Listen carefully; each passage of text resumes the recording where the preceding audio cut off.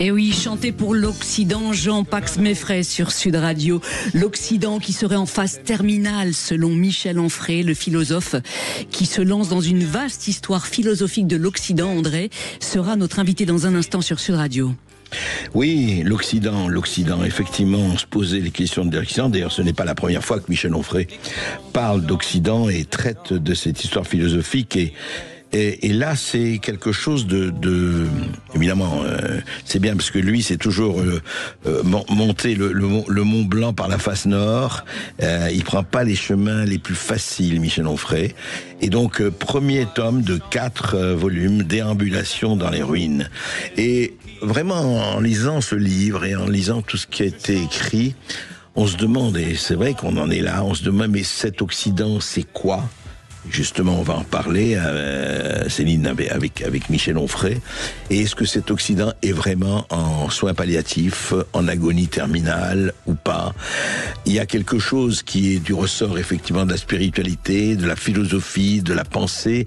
Et on voit très bien aujourd'hui, vraiment, à l'heure de ce qui se passe entre les États-Unis, la Russie, l'Ukraine, la Chine, ce qui se passe à l'intérieur de l'Europe, les démissions, les lâchetés, vraiment, on a l'impression qu'on finance aussi les personnes qui viennent en disant l'Occident, on n'en veut plus, les uns qui crachent dessus, les autres qui disent c'est pas notre problème. Il y a quand même quelque chose de très très fort qui se passe en ce moment, géopolitiquement, communautairement, religieusement, à tout point de vue. Et donc c'est bon de rappeler effectivement les fondamentaux. Et je crois que c'est ce que Michel Onfray a fait dans ce livre et dans d'autres livres, Céline. Et oui, restez avec nous pour une déambulation dans un instant sur Sud Radio, dans les ruines gréco-romaines. Comment les penseurs, André, de l'Antiquité nous aident à penser sa propre vie, à vivre sa pensée. On en parle dans un instant sur Sud Radio. Sud Radio, Berkov dans tous ses états. Il est 13h09. Et Maud Koffler, je crois que nous avons eu quelques nouvelles sur les condamnations de Nicolas Sarkozy. Oui, l'information vient de tomber. L'ancien président de la République, Nicolas Sarkozy, est condamné à 5 ans de prison avec mandat de dépôt avec effet différé, ce qui veut dire qu'il ne sera pas incarcéré dans les heures qui viennent, mais convoqué dans le mois pour être ensuite conduit en prison. Bien, écoutez, ça va amener beaucoup de commentaires, tout cela. Évidemment, je crois que c'est la première fois qu'un président de la République est ainsi condamné. On poursuit avec Michel Onfray, Céline Alonso et la culture dans tous ses états. Sud Radio, la culture dans tous ses états. André Berkov, Céline Alonso.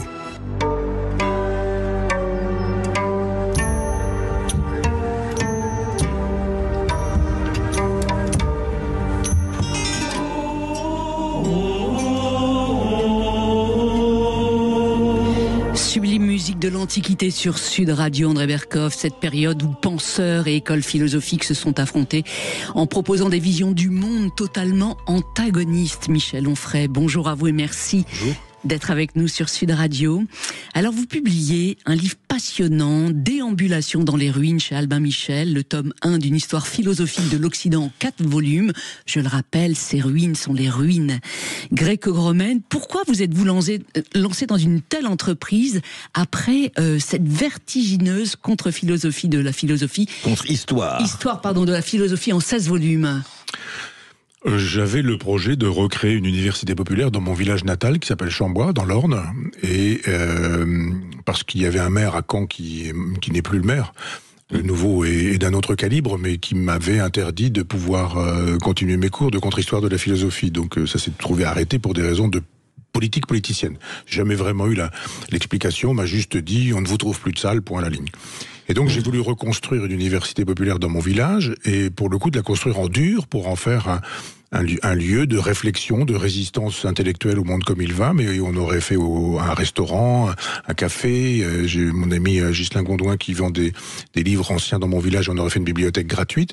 Et, comme par hasard, j'ai rencontré à nouveau un maire. Et encore un maire. Qui m'a pourri la vie, et puis une petite frappe qui a refusé le permis de construire. Donc j'avais commencé par acheter une maison, que je devais revendre d'ailleurs, parce que bon, le projet est interdit par ces gens-là. Et pour en arriver à votre question, j'avais commencé un cours Donc j'ai rédigé ce texte comme ce qui aurait dû être le cours que j'aurais professé à l'Université populaire de Chambois. Bon, il n'y aura pas d'université populaire, ce qui fait que le cours existe et j'irai jusqu'au bout puisque je m'étais engagé dans ce chantier. Je pense qu'il est existentiel en même temps, c'est-à-dire que chacun peut y trouver son compte. Par exemple, vous avez des gens qui sont fidèles à leur épouse ou à leur époux et qui sont dans le mariage, la fidélité, la monogamie. Il y a des racines à ces questions-là, à cette position-là chez les pythagoriciens, par exemple, des femmes notamment, Théano, Périctionné, etc. Et puis vous avez des gens qui mènent des vies de libertins, de collection de femmes ou de garçons, etc., etc.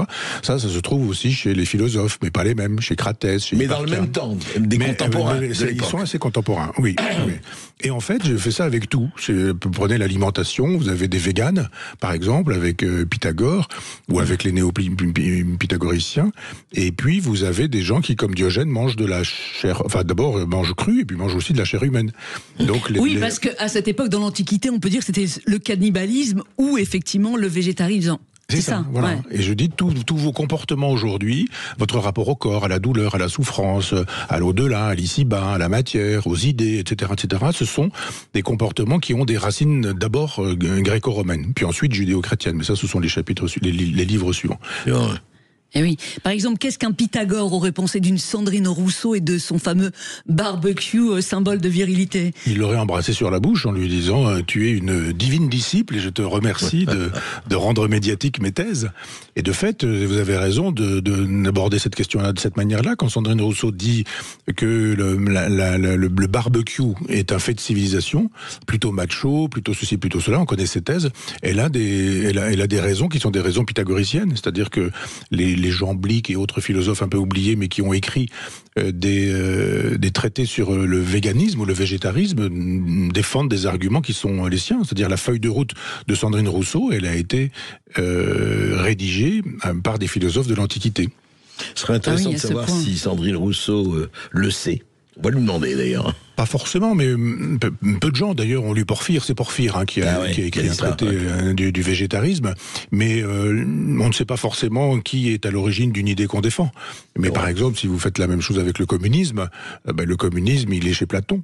Platon et sa République, mais vous avez une République de Zénon, vous avez une République de Diogène le Cynique, qui sont des républiques très communistes. Et puis, vous avez d'autres individus qui, comme Pyrrhon, des sceptiques, disent non, tout ça ne sert à rien, la politique ne sert à rien, etc. etc. Quand Trump parle de post-vérité ou de fake news, il tient le discours des sophistes de l'Antiquité, qui nous disent il n'y a pas de vérité, il n'y a que des manières sophistiques de défendre des thèses. Et vous pouvez défendre une thèse inverse le lendemain. Et son contraire, c'est ça. Alors, ce que fait un certain président bien de chez nous. Alors effectivement, dans ce nouveau livre, vous développez donc différents chapitres et vous abordez différents thèmes, notamment sur la souffrance et le suicide. Voilà. Que nous apportent ces philosophes antiques ? Eh bien, par exemple, j'étais très surpris en écrivant sur le suicide de trouver, parce que c'est toujours un pour, un contre. Donc, il fallait que je trouve des gens qui défendaient le suicide, et là, il y en a plein. Tous les philosophes de l'Antiquité ou presque, sauf Platon. Et il fallait que je trouve un contre. Alors, il y a un contre qui est Platon, bien sûr, mais il n'y a que lui. C'est-à-dire que dans l'Antiquité, tout le monde défend le suicide sur le principe des stoïciens, en disant si la pièce est enfumée, tu sors de la pièce, puis voilà, quoi. Et donc j'ai été obligé d'aller chercher le livre de Job, qui lui dit « Si tu souffres, supporte ta souffrance et ta douleur », qui est un livre philosophique dans l'Ancien Testament, parce que, sauf Platon qui nous dit « Si tu abîmes ton âme par le suicide, tu n'auras pas de résurrection ». J'utilise un terme qui est chrétien, mais enfin de métempsychose, disait-il. Donc oui, il y a ceux qui nous disent « Nous possédons notre vie ». Et donc, nous pouvons faire ce que nous voulons, y compris la supprimer. Et puis d'autres qui disent non, nous ne possédons pas notre vie, elle appartient au Dieu. Et on voit bien, par exemple, sur les récents débats qui ont eu lieu avec la question de l'euthanasie ou de la fin de vie, que vous avez les partisans du stoïcisme, le fameux droit à mourir dans la dignité, et puis les partisans du platonisme, je dirais, avec les soins palliatifs. Oui, vous parlez beaucoup de l'empereur philosophe Marc Aurèle. Vous, personnellement, dans votre vie, on peut dire qu'il vous a vraiment aidé à surmonter des moments difficiles, des moments de souffrance, par exemple ? Oui, j'ai rencontré la philosophie antique avec mon vieux maître Lucien Gerfagnon quand je suis rentré à la fac, et elle ne m'a pas quitté, et notamment Lucrèce, de la nature des choses, mais aussi les pensées pour moi-même de Marc Aurèle. Et de fait, dans des moments un peu difficiles de mon existence, d'abord eu le service militaire, j'avais les pensées pour moi-même dans mon treillis, mais j'ai eu un infarctus, j'ai lu sur mon lit d'hôpital Marc Aurèle. J'ai perdu ma compagne d'un long cancer d'une dizaine d'années et je lisais régulièrement Marc Aurèle. Et quand moi-même, j'ai fait un AVC il y a quelques années, j'ai demandé à mon éditeur, Gilles Aéry d'ailleurs, qui souhaitait me visiter, de m'apporter les pensées pour moi-même de Marc Aurèle. Il se fait que j'avais pas la force de les lire et que j'ai mis mon téléphone portable, j'ai cherché une lecture des pensées de Marc Aurèle et j'ai collé ça sur ma poitrine et j'ai écouté le texte dit par un lecteur. Mais alors justement, Michel Onfray, en quoi, parce que creuser ça, parce que c'est important, ça peut toucher des gens, parce qu'on a tous à le moment des moments difficiles, des moments même tragiques, etc. En quoi, concrètement, Marc Aurèle, qu'est-ce qu'il apporte, Marc Aurèle, de ce point de vue-là? Il nous dit la douleur n'est que ce que tu en fais. Oui, c'est ça. Ouais. Il y a une douleur objective. On peut se casser la jambe en venant sur le plateau de CNews, de Sud Radio. Et puis, c'est objectif. Vous avez une objectivité de la fracture. Mais en même temps, Marc Aurèle nous dit, vous avez une subjectivité de la perception de cette fracture. C'est la même chose avec le vieillissement. On vieillit, personne ne peut ne pas vieillir, mais on peut faire quelque chose de cette vieillesse qui fait quelque chose de nous. Donc on peut faire quelque chose du destin. Le destin nous met face à, je sais pas, une maladie. C'est la liberté. Comment gérer quelque chose qui est là, qui est un donné. C'est ça. Et il nous dit, la douleur n'est jamais qu'une représentation. Donc travaille ta propre représentation. En allant jusqu'au bout, on peut dire, si tu ne veux pas souffrir, tu ne souffriras pas. Et oui, à toi de la faire disparaître, exactement. Oui, c'est ça. En même temps, c'est très utile. Ouais. Parce que, bon, d'abord, il faut penser en termes historiques. Il n'y a pas d'analgésique à l'époque. Hein. Bon, il y a de l'opium. Et on pense que Marc Aurèle lui-même a utilisé de l'opium parce qu'il a eu un cancer de l'estomac. Mais ce qui veut dire d'ailleurs que Marc Aurèle n'était pas aussi Marc Aurélien que ça. Quand on demande à l'opium ce que normalement la philosophie doit faire, c'est comment supporter des douleurs impossibles. Voilà, c'est ça, c'est ça la bonne question. C'est-à-dire que à l'époque, quand la douleur est terrible, elle vous emporte.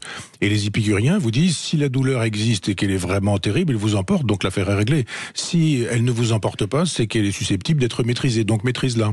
Oui, mais ces styles de vie des anciens, en quoi sont-ils un antidote à la montée du relativisme et du nihilisme contemporain, Michel Onfray? Alors ça dépend, parce qu'il y a plein de façons d'être philosophe antique. C'est-à-dire quand on dit l'Antiquité, ou même quand on dit Rome, les gens vous disent Rome, mais ils oublient que Rome c'est la Rome de la monarchie, puis c'est la Rome de la République, puis c'est la Rome de l'Empire, et que ça dure 10 siècles. Donc quand on dit un philosophe romain, vous avez un épicurien, vous avez un sceptique, vous avez un dure sur 1000 ans. Voilà, pas la même ça dure sur 1000 ans et vous avez des propositions contradictoires.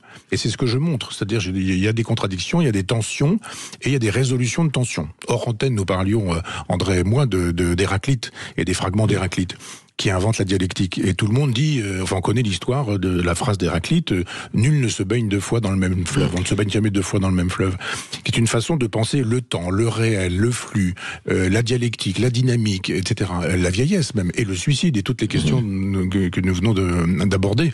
Et en face, il y a un Parménide qui nous dit non, l'être, c'est une sphère parfaite qui ne bouge pas et qui est totalement immobile. Eh bien, dans la vie, tous ceux qui nous écoutent ne le savent pas, mais soit ils sont parménidiens, soit ils sont héraclitéens. Oui.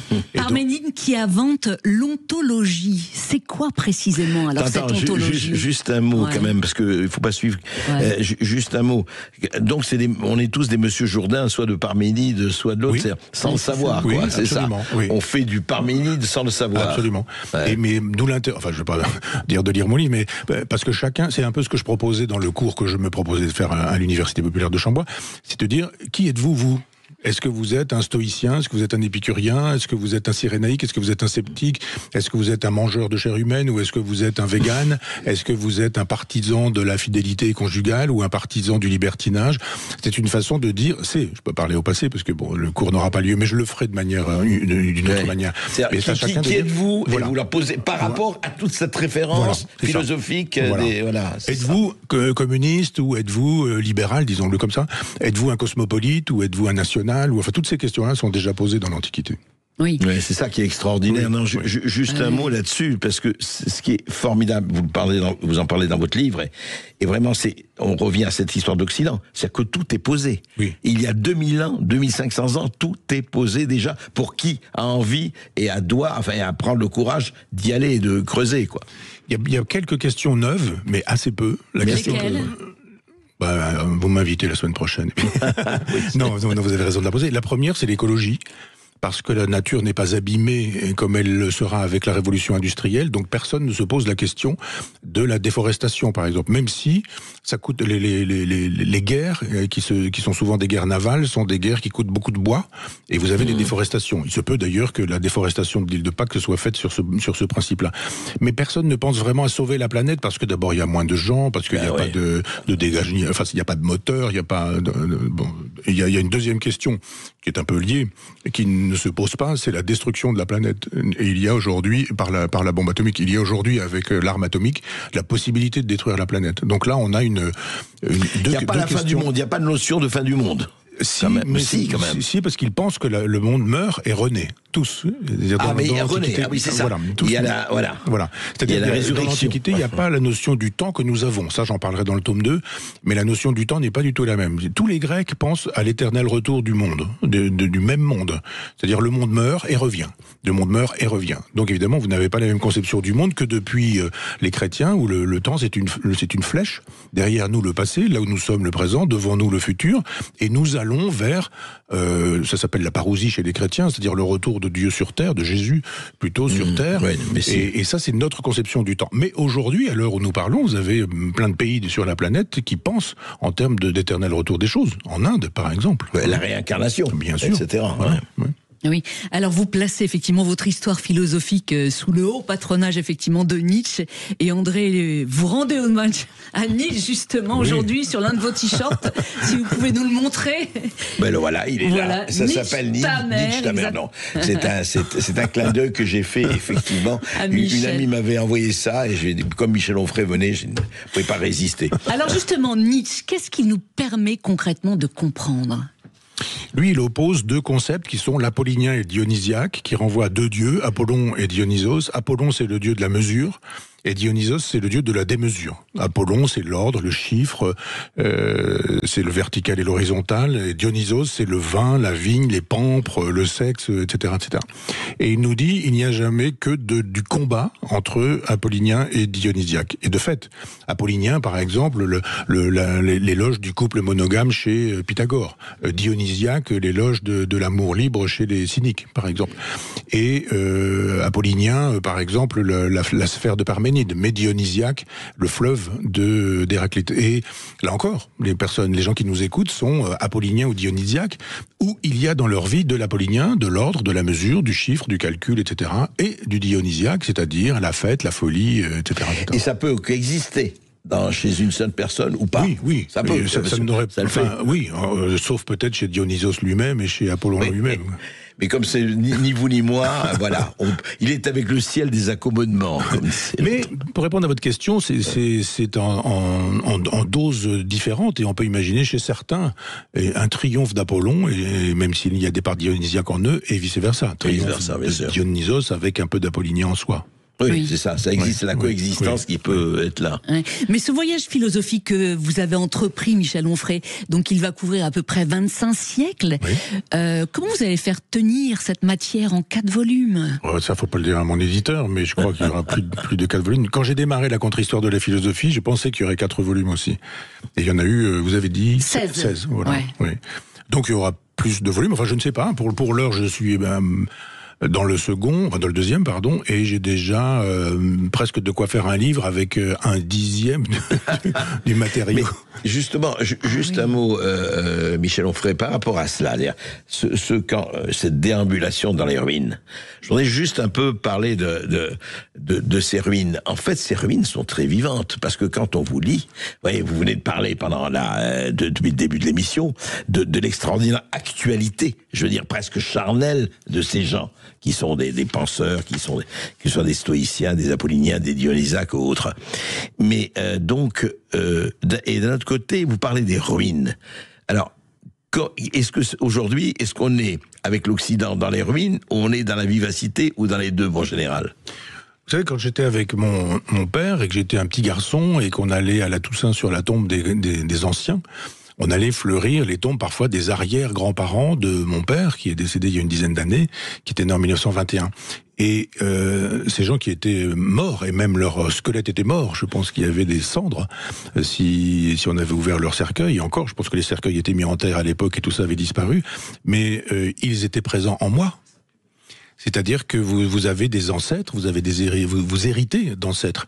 Et même si les ancêtres ont disparu physiquement, et même n'ont laissé aucune trace, eh bien, on est le produit de tout ça. Alors, on peut ne pas savoir qu'on est le produit des Gréco-Romains. Oui, on peut ne pas en avoir conscience. Ne pas en avoir conscience, mais l'être tout de même. Et puis un jour, si vous lisez mon livre, par exemple, vous dites, ah bah oui, c'est vrai, quand je pense comme ça, j'ai 25 siècles derrière moi, quand je pense comme ceci, comme cela, ou etc. Eh oui, en tout cas la Rome antique, vous y êtes allé à plusieurs reprises, notamment récemment à l'invitation du Figaro Magazine dans le cadre d'un reportage et d'une interview sur déambulation dans les ruines. Vous nous raconterez tous ces voyages dans cette Rome aux sources de notre civilisation dans un instant sur Sud Radio. Sud Radio, la culture dans tous ses états. André Berkoff, Céline Alonso. 200 personnes. Florence, Milan, Etienne Dao. S'il y a le temps, week-end. Eh oui, week-end à Rome, la Rome antique, surnommée ville éternelle en raison de sa riche histoire qui remonte à plus de 2500 ans. Michel Onfray, alors vous aviez 19 ans quand vous y avez été pour la première fois, c'était en 1978. Depuis, vous y êtes retourné donc plusieurs fois, notamment le 9 septembre dernier. Le Figaro Magazine donc vous y a convié dans le cadre de la promotion de votre livre Déambulation dans les ruines, paru hier chez Albin Michel.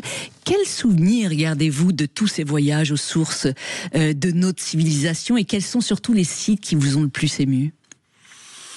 Moi, j'ai beaucoup dit que j'avais eu ce coup de foudre pour l'Antiquité et à la fac, j'ai commencé à faire de l'archéologie antique, j'ai fait de l'histoire antique, enfin, je ne vivais que pour ça et que dans cette période-là. J'ai pas fait de latin parce que j'étais pas bon, j'en avais fait au collège, mais j'étais pas d'un assez bon niveau. Mais ça a été vraiment une révolution dans ma vie. Je vous ai dit tout à l'heure Lucrèce. Et donc, c'est compliqué à raconter parce que quand les gens sont sur le forum, ils ne voient pas ce sur quoi ils passent et qui est une espèce de, on a 15 mètres sur 2 mètres qui sont matérialisés dans le sol par des briques et on sait pas trop ce que c'est. En fait, c'est le lac Curtius et Rome à l'origine, il y a 7 collines tout autour, comme chacun sait, enfin il y a 7 collines. Et il y avait un marécage. Et sur le marécage, on peut rien faire, évidemment. Et donc, il a fallu assainir le marécage pour que Rome puisse devenir cette ville éternelle. Et c'est le sacrifice d'un chevalier, jeune homme, beau, habillé avec les vêtements du chevalier, son cheval, etc., qui se jette dans le lac, et le lac se referme sur lui, et il n'y a plus du tout d'eau. On assèche Rome de cette manière-là. Ça, c'est la mythologie, évidemment, qu'on n'enseigne pas. Parce que la vérité, c'est quoi? C'est que c'était des génies de l'architecture et des appareils, comme on dit en termes d'archéologie, et qu'il y a le fameux cloaca maxima, c'est-à-dire les égouts.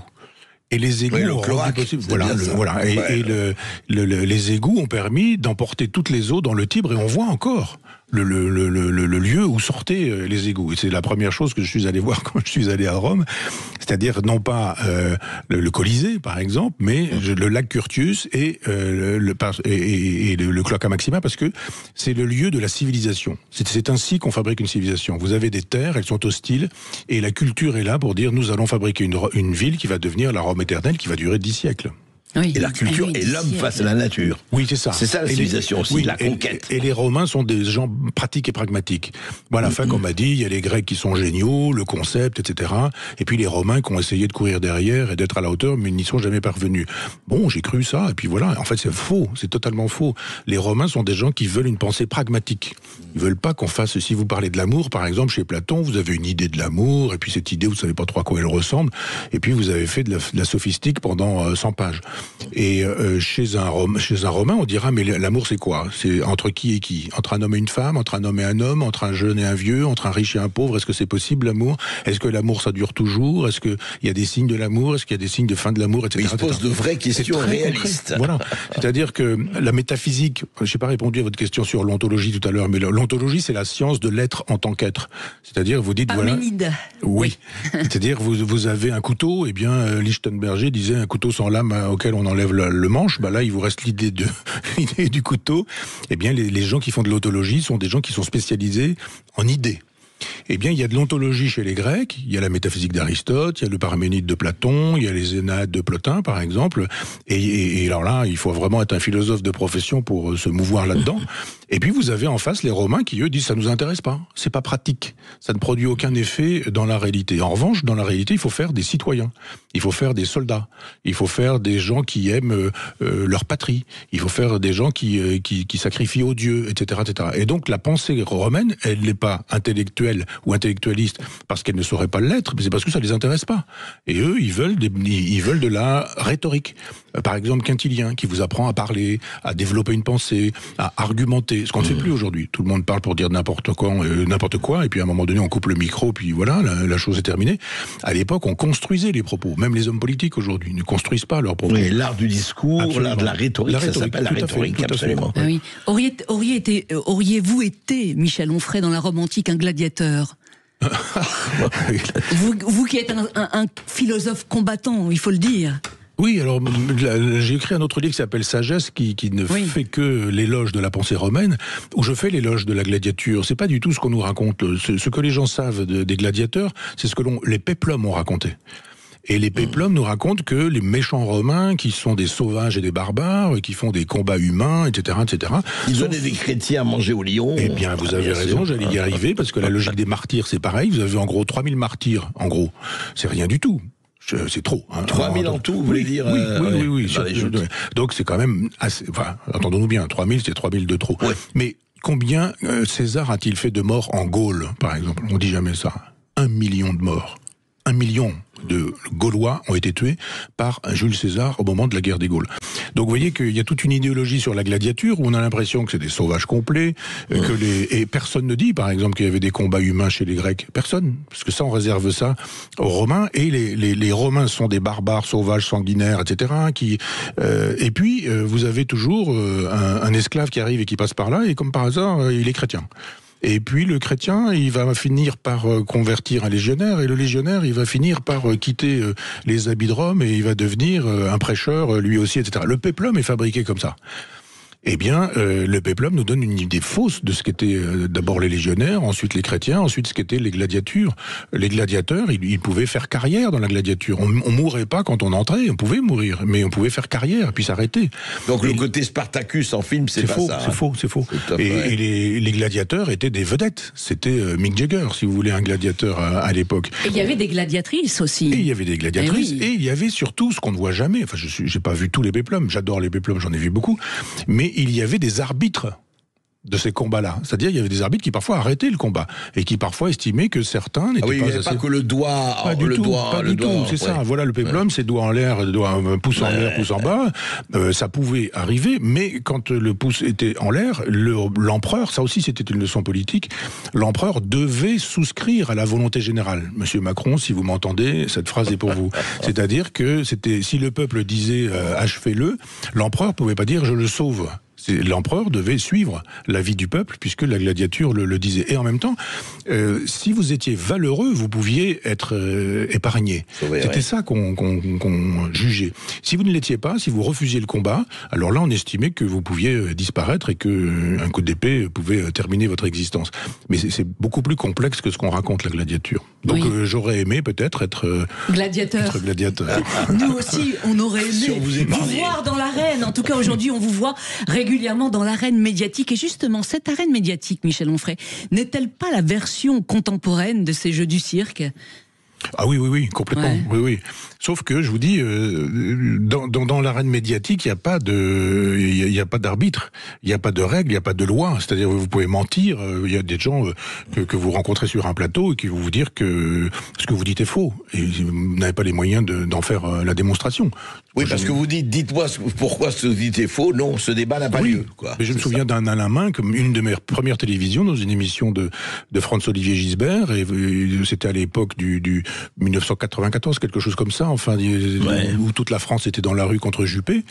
Et François-Olivier Gisbert me dit, vous en pensez quoi, vous, de ce qui se passe actuellement? Je dis, moi, je défends les gens qui défendent leur salaire, leur profession, etc. Et je dis, vu de ma province où je suis, dans ma poste, par exemple, quand je vais apporter un courrier, je n'ai pas l'impression que ce soit la dame qui m'accueille au guichet, qui mette la France dans un état de panique financière, etc.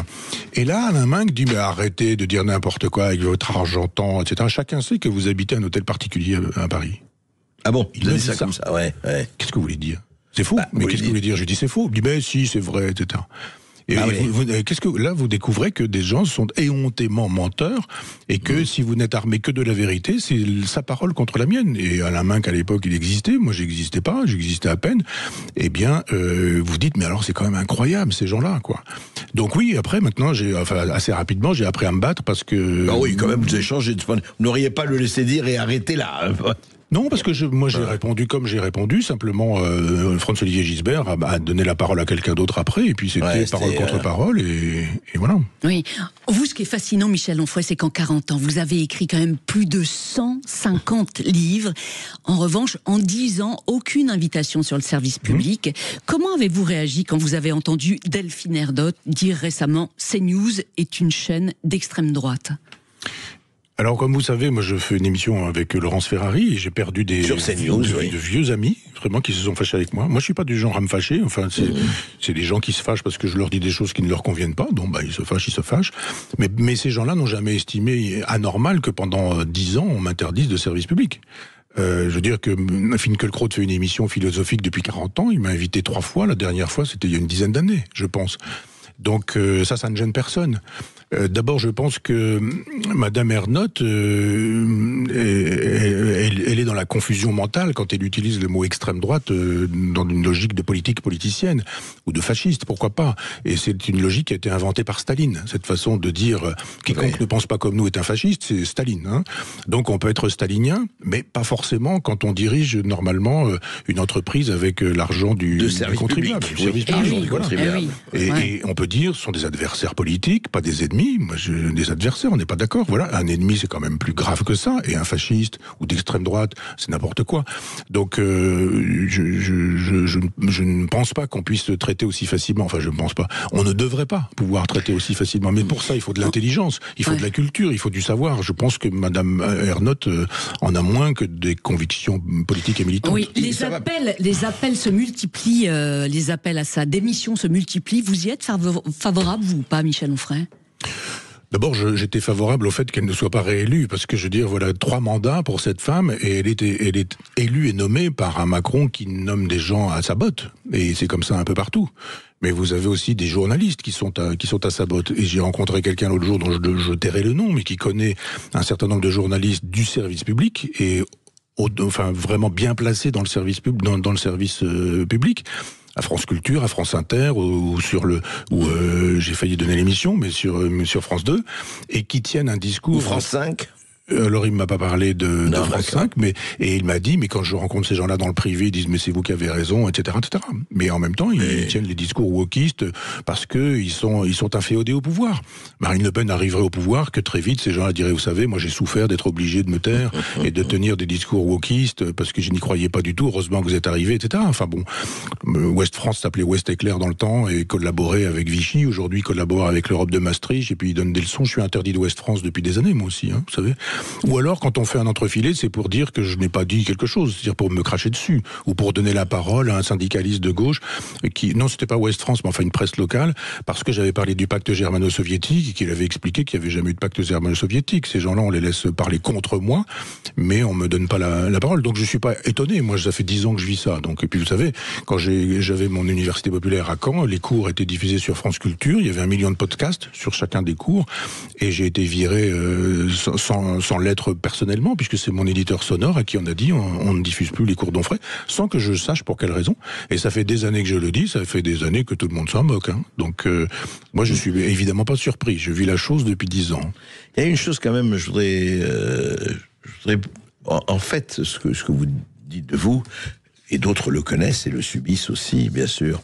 Mais là, ça va beaucoup plus loin aujourd'hui. Encore une fois, la censure existe depuis des millénaires. Ça va pas aller. Mais vous avez vu ce qui s'est passé, c'est très intéressant avec Charlie Kirk aux États-Unis. Ce qu'on appelle la disputatio, ce qu'on appelle le frottis de cerveau, comme disait Montaigne. Moi, ce type, je l'ai suivi depuis 3 ou 4 ans sur les réseaux sociaux. Il n'avait pas du tout la moitié du quart de votre culture, ni rien, mais c'était bon. Il était presque un autodidacte. Hein. Il a quitté, mais il allait, et il a une culture tout à fait étonnante pour un type de 30 ans. Enfin, et surtout, moi, ce qui m'avait fasciné, il allait dans les campus étudiants. Un peu, il faisait son université à lui, un peu partout. Il avait des milliers de gens, beaucoup de woke, qui venaient de gauchistes, qui le traitaient de tous les noms, de fachos, etc. Et il passait son temps à argumenter. Il n'y a pas de, voilà, je vous dis, discutons, on est d'accord, on n'est pas d'accord, on va pas s'insulter.